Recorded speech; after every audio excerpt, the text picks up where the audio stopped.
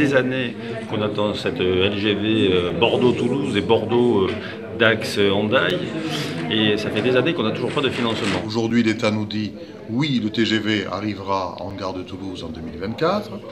Oui, nous allons prendre la fameuse déclaration d'utilité publique, qui est un document administratif indispensable, en juin 2016. Mais le plan de financement, lui, n'est pas actualisé. Lorsque le maire de Toulouse explique qu'il va faire tous les aménagements de Toulouse pour recevoir la LGV, que tout le monde est d'accord pour la LGV, qu'on attaque la DUP, et que personne ne sait comment ça va se financer, je me dis, il y a un problème. L'État va devoir se positionner, va devoir aujourd'hui prendre des décisions, mettre les financeurs autour de la table pour qu'on n'ait pas une fois de plus des annonces non suivies des faits. Il y a des financements innovants, faisant appel en particulier au privé, que l'on peut mobiliser, mais à une condition, c'est d'être sur des durées d'investissement plus longues que celles qui sont pratiquées aujourd'hui.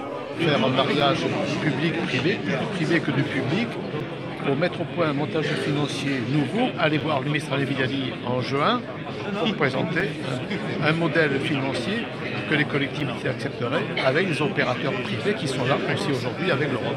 La dernière nouveauté dans ce débat, c'est l'Europe, le plan Juncker, de développement des infrastructures pour des investissements d'avenir, prévoit des possibilités de crédit qui n'existaient pas il y a quelques années. Ce qui m'intéresse moi aujourd'hui, c'est véritablement que cette LGV, notamment Bordeaux-Toulouse et Bordeaux-Dax-Hendaye, puisse démarrer enfin et donne du boulot évidemment aux entreprises de travaux publics. Les grandes structures, que ce soit les autoroutes, les voies ferrées et en particulier la voie qui va de Montpellier jusqu'à Barcelone, qui est d'intérêt européen.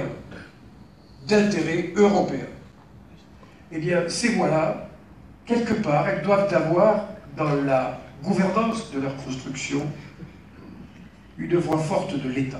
Nous sommes sur des dispositifs de 40 ans, mais sur de telles infrastructures, nous pourrions, je pense, aller plus loin. C'est un sujet que nous sommes en train de travailler avec la Banque européenne d'investissement.